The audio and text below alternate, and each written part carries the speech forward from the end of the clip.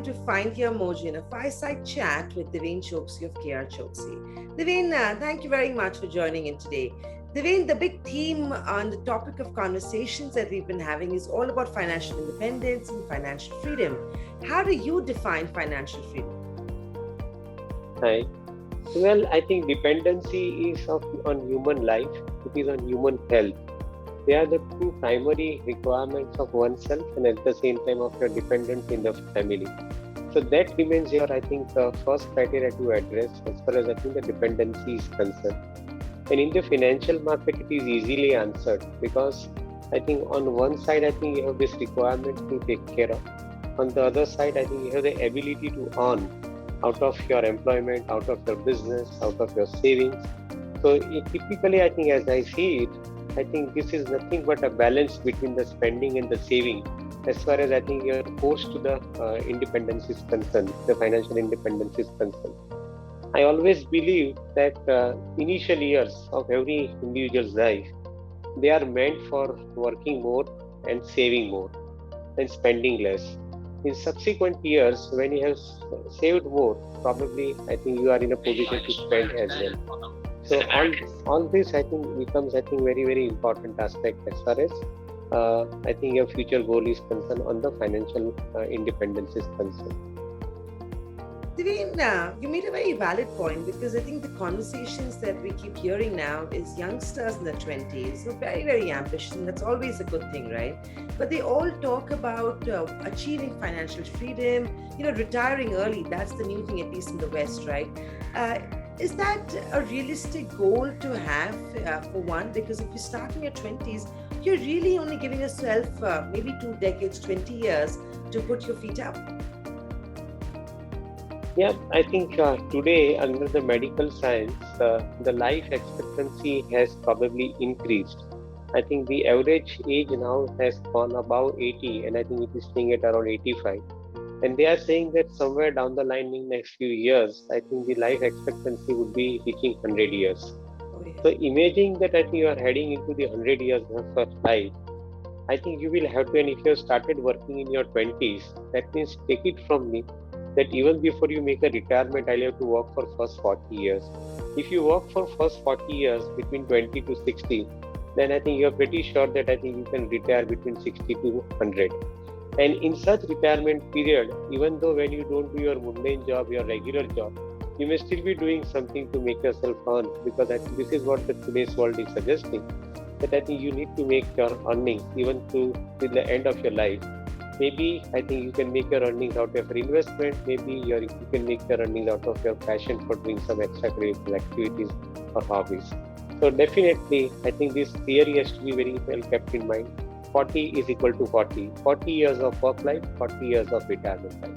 That's actually a really good way of putting it, right? 40 equals to 40. That's probably the thinking that goes in, and they've set retirement ages at 60 plus. I guess very important takeaway from here. Deven, you talked about spending, you talked about saving, and you talked about investments.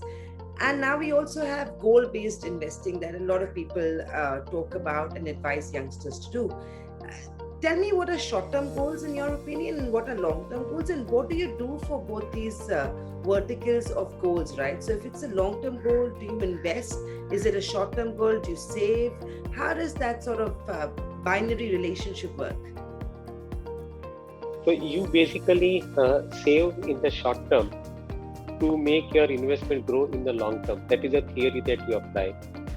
Say for example, we convert this entire thing into numbers and then probably attach this thing to the objective. You end up saving 5,000 rupees per month. 2,000 rupees per month you invest in a mutual fund which generates an average return of 14%. An equity related mutual fund which generates return for 14%. And say for example, you invested this money for 20 years. So the total amount of money that you have invested in 20 years would be 4.8 lakhs. And at 14% rate of return, this 2,000 rupees would have generated a kind of a balance for you at 26.2 lakhs at the end of 20 years. So another 3,000 rupees per month you save, and that money goes directly into direct equity investment. Generally, direct equity investment, when saved smartly and over a longer period of time, has a tendency to compound between 25 to 30%. Assuming that I think this gets compounded at the rate of 30% for next 10 years, the amount of money that you have invested would be 3.6 lakhs. And I think the total amount of money in your hand at the rate of 30% compounding at the end of the 10th year would be somewhere around 49.5 lakhs, say 50 lakhs. So point of view here is that I think when you save in the short term, for the long term, you actually I think have significantly high sum of money because of the compounding that provides you this particular kind of return. And then I think after this saving, you can probably plan everything that you want to plan in your life. Balance amount of money that you have been earning, I think that money can go towards buying a house on EMI. That is the first priority that one should have. Buying the health related cover, I think that should be the priority. Buying the life insurance, that should be the priority. God forbid the main income earner loses his life early, I think the family should not suffer. So that should be the priority. So on one side, growth investment. On the other side, I think the life-saving investment is the approach that I would probably recommend. Deven, I want to digress from that a little bit and talk about what has been happening recently. Due to the pandemic, of course, a lot of youngsters have probably not started their jobs, they've not entered the employment cycle, or some of them have actually lost their jobs. And the fallout of that has been, maybe in a positive way, is they've all gotten involved in the equity markets, largely from a direct platform, largely from a trading angle. Some believe that this could, be just, loose change, pocket money, which is probably the right way to look at it. But others actually believe that this could help them contribute and build a larger corpus eventually. What advice do you have for such youngsters? Because if it was only that easy to trade and make money, I think most of us would be billionaires. Well, I think in my viewpoint, I think there is nothing wrong with investing into financial instruments, including equity. But I am extremely careful about, I think, youngsters starting with the trading as a profession for themselves. Trading is a double-edged sword. If you succeed with it, I think you make a lot of money in a shorter period of time. And if you fail for some reason, I think you end up losing your savings. In my viewpoint, as I explained a little earlier, I think the first priority should be to safeguard yourself. And given that particular priority, I think early investment is highly recommended. That is the first point. The second point, I think youngsters also, I think today are a little bit more blessed. I think they have got certain amount of extra activities with them, which is possibly helping them to earn little extra, even when I think in the uncertain times like this, when they don't probably easily find the job. Many of the youngsters I have seen, I think, have become the bloggers, they have become YouTubers. And I think they have started generating that extra income for themselves during their extra hours. So summation to this particular answer is that you have little extra time, you must find out little extra time to produce little extra income. If you end up doing so, probably I think you are relatively better off in meeting your objectives on the financial side. Yeah, I think educating yourself and going in prepared is probably very important. So just because somebody said buy a stock may not be the right way to get lucky. You might get lucky once, but that's not happening every time. Deven, also I'm glad you brought up bloggers and social media influencers. That's again a career line that is drawing so much of attention. And of course, if you look at the list of the top 100 wealthiest people, that list is dominated by entrepreneurs. So, a lot of people would like to be entrepreneurs early on in their life. Do you recommend this? Do you recommend youngsters to start their own business? It is, of course, a very daunting process in the early years, but the payoffs, if you're a success, are huge. What is your advice? What do you think is the right way to go about doing this? The more important aspect here, I think it is nothing wrong with, starting with your own entrepreneurship journey. In fact, I think as much as you are convinced about yourself, I think you should basically pursue your goal, and I think starting early is always encouraged. However, remember one thing, that entrepreneurship journey does not come free. I think it requires extraordinary amount of efforts and determination and perseverance. If you lack probably any of them, then probably the chances of hitting the failure path is very, very high. In my viewpoint, I think the encouragement definitely is there towards adopting the entrepreneurship journey. However, I think determination, perseverance, I think is very, very important. If these two aspects are there in your character, in your mind, I think if you are there, then probably I think you are sure to succeed. Don't judge your success by the way of I think how much financial success that you have produced out of it. Also judge your success by way of how much I think experience you have gained, because subsequently I think in any part of the life, it is this experience which will probably ride along with you. Some of the most successful entrepreneurs I think who have succeeded in their early 20s and 30s probably today are riding on their entrepreneurship skills, and they are making the best out of it in this balanced part of the life. So success is not always financial. Success is also more than financial in this kind of entrepreneurship journey. But Deven, sadly, it is the financials that will pay the bills, right? So while the softer skills are very important, the experience is not going to be free.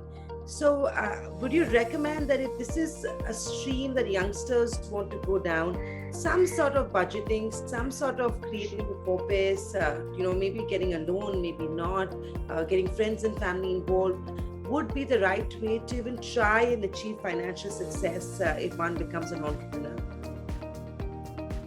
So I think there is one famous say in my learning.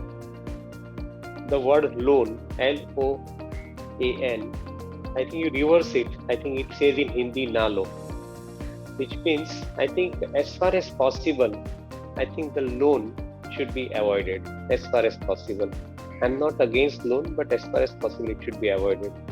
More amount of effort should be to invest your own saving, and saving of money at the same time, I think your time, which is important. There are people in this universe today, if you have a right kind of a program in place as far as your entrepreneurship journey is concerned, they would like to fund you with equity. Equity also doesn't come free, but at the same time, I think it is probably, I think, taking care of the burden that you have otherwise to repay the loan. But to a greater extent, I think I would encourage to work with proper approach on the subject. As far as possible, I think create your entire journey in a planned manner, and in such a manner that I think you can easily get, I think, the money for investment from investors.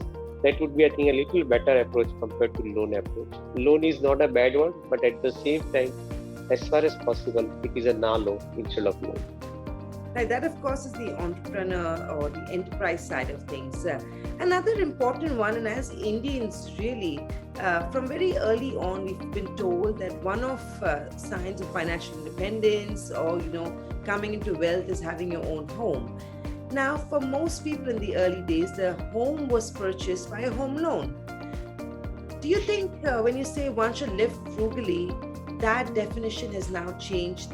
Homes are probably no more important. Rental yields are actually the way they are, indicating that renting might be better than buying your own home. Does that fall in the piece of the puzzle when you talk about frugal living? Avoid buying a home, maybe?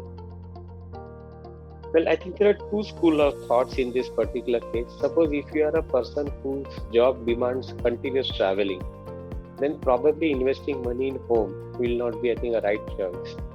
But suppose if your job is more stationary and I think you are working from one particular place, then probably home becomes a priority. In my view, I think the home always will remain priority even going forward. Fortunately, in India also now the home loan rates have started coming down, and I think we are today getting home loans at around close to 7%. So this is something which is more important, that you are getting close to inflation rate of interest. I think you are basically getting the loan, so which is important. I would always encourage that a part of money which you earn, I think if you are not dependent, if you are not, I think, blessed with the ancestral home, probably I think you need to purchase your own home, and I think make that provision in the early part of your career or early part of your starting of the work life. If that happens, then probably I think you are sorted as far as I think the subsequent part of your life is concerned. Right. So that is, of course, all about financial freedom. Deven, really breaking it down for us. You need to work for 40 years to be able to enjoy the last 40 years of your life. Yeah. And also, more importantly, what we should really keep in mind is that life expectancy is actually improving. So, you're going to live all the way up to 100. And for that, you need a pretty good kitty in your alley to support that sort of living. But thanks, Deven. It's always a pleasure talking to you. Have a good day. Thank you so much. And thank you so much. Stay safe.